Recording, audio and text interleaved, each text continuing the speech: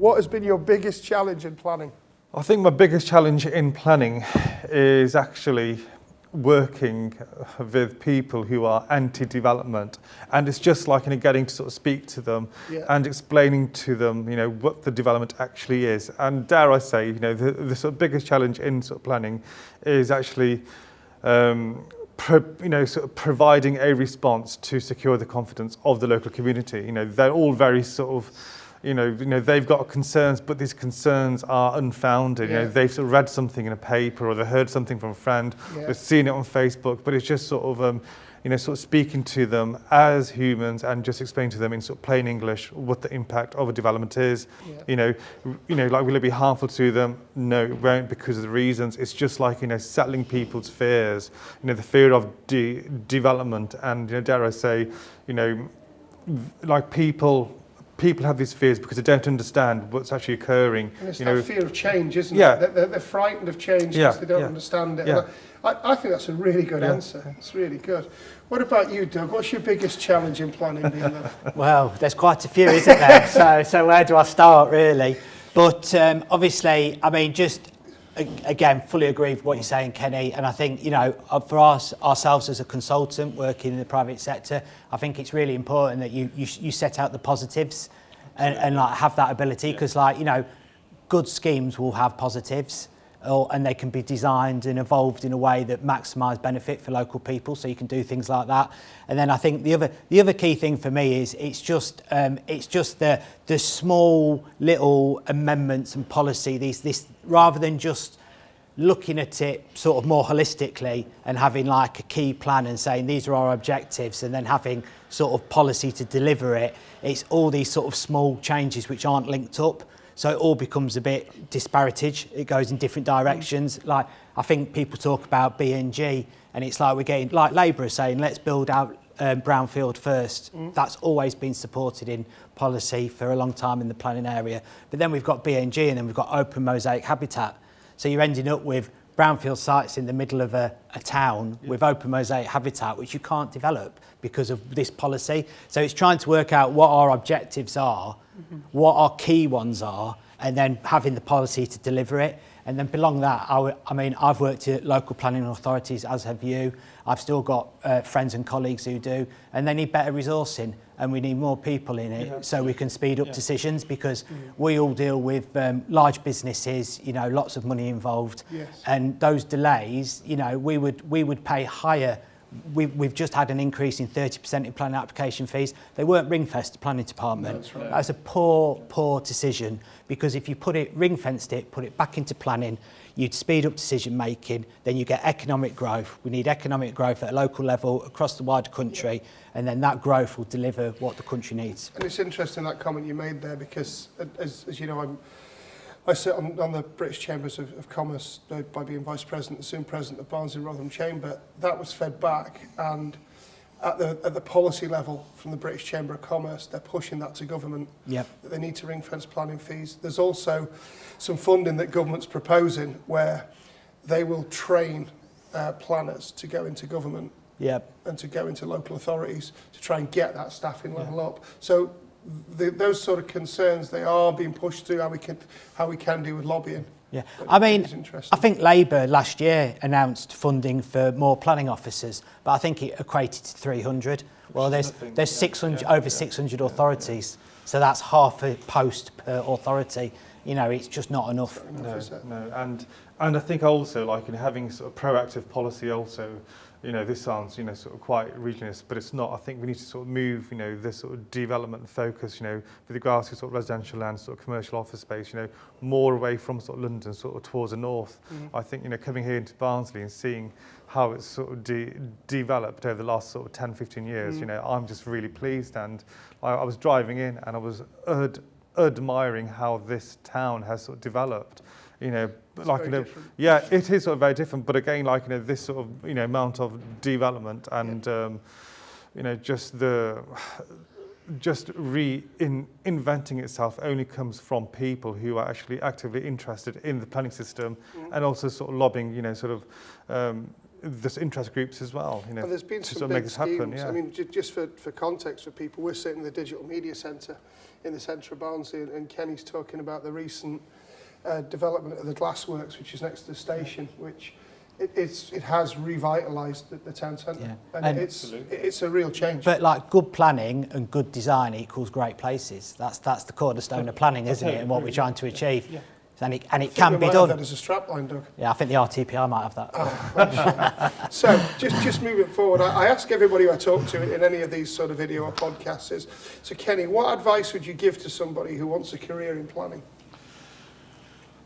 That's a very tricky question because things have changed. You know, I've sort of been in the planning sector for sort of 24, coming up 25 years, and like my advice of anyone who wanted to come to planning is to actually, like, you know, find out the opportunities. You know, there's these modern apprenticeships, or if you're at sort of university, you know, have a look at human geography and sort of town planning degrees, or just look at town planning degrees.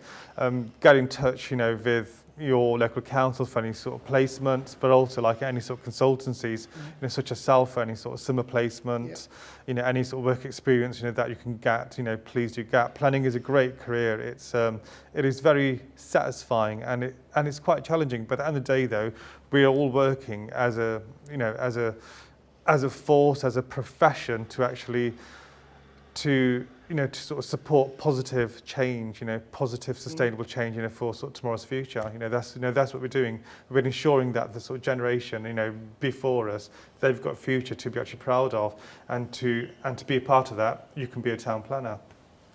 That's a really good answer. That's great. And what about yourself, Doug? Because you had quite a wide and varied career. I did have a varied career before I fixed on planning, and for me, the best thing about the job is variety. You work on a massive range of schemes across different sectors with lots of different people, and you learn a lot on the way. So every day is different, and so I would just say to a young person, if you've got any interest in like land use, development, economics, it's a really good area to be in. And obviously you can go into planning and then you can specialise in different areas or do spin-offs into different areas. And we've got Enzygo are very big on offering apprenticeships to the right candidates. And we've got 2 people in our planning team currently who've done first degrees. They've worked with us and we're now putting them through their masters on a part-time basis at our cost. And we get really great staff who are really skilled, and they're getting their academic side to back up their professional skills. So, you know, as Kenny says, you've just got to think about what you want out of your job and then get some experience. Lots of companies provide short work placements. And if you think it's for you, give it a go. But as Kenny says, it can be hard work. Yeah, and I think sometimes if you go into a career you don't like, don't be afraid to reverse out of it and change. No, I mean, like I say, I've had some career reinventions. So, and to be fair, you know, every job you do, however mundane you might think it is, it will be valuable in your future life at some point. I think that's a really fair comment. So my last question, just to close out, and this one's to you, Kenny, and then I'll ask you the same, Doug. Tell me about the most exciting project you've worked on in the last 5 years. Most exciting project in the last 5 years. There are a number of exciting projects.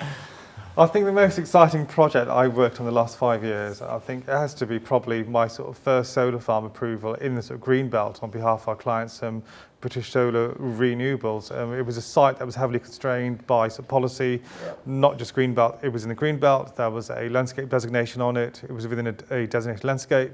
There were several ecological related designations on it as well.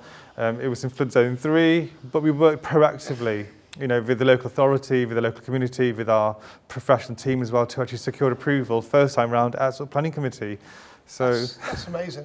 It was a 50 megawatt scheme with 10 megawatt battery storage in sort of southeast, and we got it approved, you know, first time round. And I think that was a great shows success. the sort of quality of the leadership and planning of being able to get that through.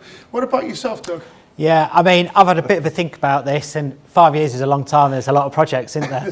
So that's, I think, my first thought. But I've got to say, Kenny, it's always very satisfying, isn't it, when you get those large solar farms through, because they're a massive undertaking and always take a lot of time.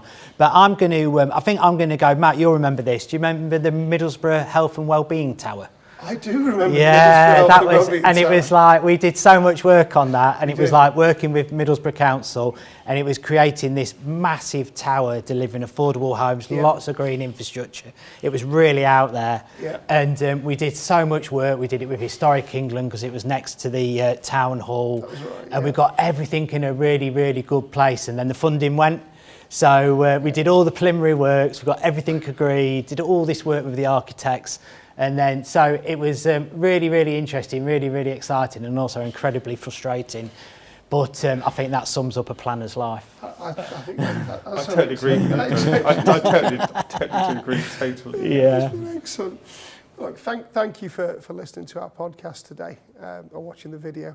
I think some of the interesting things that have come out of that there's a definite feel from Doug and Kenny there's going to be a change of government. There's a feel that growth will come and changes in planning will start to unlock things, and that's around impacts to Greenbelt, changes in planning policy, onshore wind coming forward. And I think that'll be a real positive, both for our sectors and for the economy. I think it was interesting to hear some of the projects that Doug and Kenny have mentioned, challenging from the way that you can do a lot of really good work and then something stalls because of funding, or by changing community ideas and talking to people, we can actually make a difference of making a planning application go through. I think we shouldn't be remiss that government does need to fund our planning authorities more. And that's really key, just both from a developer's point of view, but also from making things work effectively and quickly. Thank you very much for listening. Please do follow us, enzygo.com, on LinkedIn, Facebook, and we hope you tune into the next podcast or video. Thank you.